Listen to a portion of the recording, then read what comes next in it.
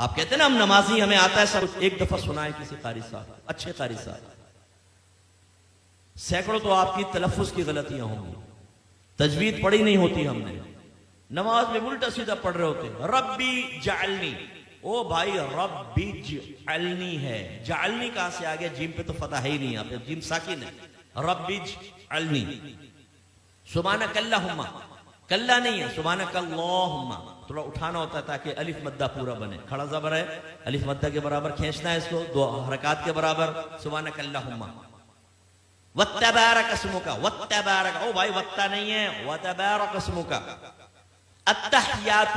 او بھائی التحیات نہیں ہے، التحیات ہے، سبحان رب العالی، سبحان رب العظیم، نا بھائی یہ نہیں ہے، سبحان ربی العظیم، سبحان ربی الاعلی، یہ ہے۔ آپ سنائیے، میں نے تعلیم بالغان کا مدرسہ بہت پڑھایا، جب میرے سامنے آتے تھے نا، کتنے سال سے نماز پڑھ رہے ہیں؟ 25 سال سے، اچھا سناؤ ذرا صورت سناؤ، او بھائی ایک نئی صورت کی شکل سامنے آتی تھی، زبر کی جگہ زیر، زیر کی جگہ پیش، پیش کی جگہ کچھ۔ میں آپ سے گزارش کرتا ہوں، میں آپ کو حقیر نہیں سمجھ رہا ہوں، آپ کی تحقیر بیان کرنا مقصود نہیں، خدا کی قسم خواب غفلت سے جگانا مقصود ہے۔ آج آپ چیک بھرتے ہیں نا، چیک، جتنے یہاں چیک بھرنے والے موجود ہیں ان سے پوچھئے، اتنے آرام سے بھرتے ہیں کہیں ٹیڑھا میڑھا نہ ہو جائے، باؤنس ہو جائے گا، اور کہیں اگر غلط ہو جائے نا تو اوپر سائن کرنا پڑتا ہے، ورنہ یہ ریٹرن ہو جائے گا جی چیک بینک سے اوور رائٹ ہو گیا ہے، تب کہیں جا کے وہ کیش ہوتا ہے۔ لیکن جب نماز پڑھتے ہیں تو سمجھتے ہیں بہت بڑا ہم نے اللہ پر احسان کیا ہے، بعض تو پڑھتے ہی نہیں، خیر جو پڑھتے ہیں بہت بڑا احسان کیا ہے، اب پڑھی بس اللہ قبول فرمائے گا۔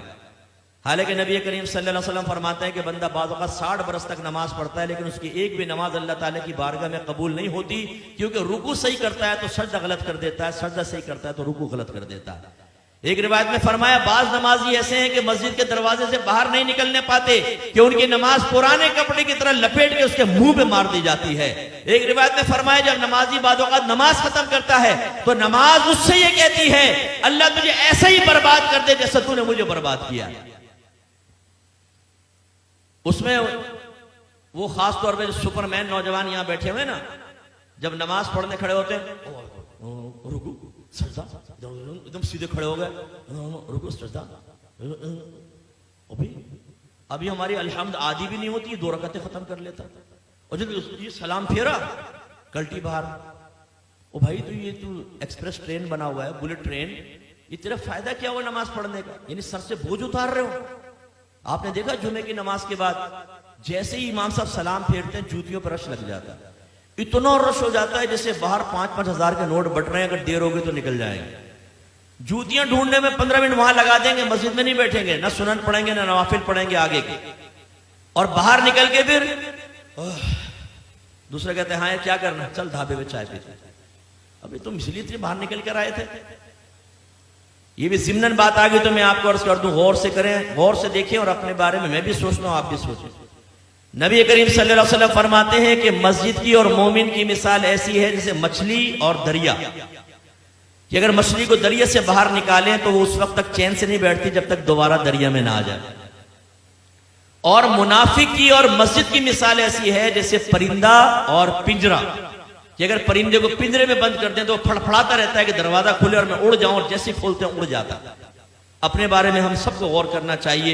ہم میں مومنانہ صفت ہے یا منافقانہ صفت ہے؟ امام صاحب سلام پھیرتے ہیں دعا بھی نہیں مانگتے، یہ بس امام صاحب نے سلام پھیرا فوراً اٹھ کے باہر، جوتی لے کے باہر، کرنا کیا ہے؟ دوستوں کے ساتھ بیٹھ کے گندی لڑکیوں کی باتیں کرنی۔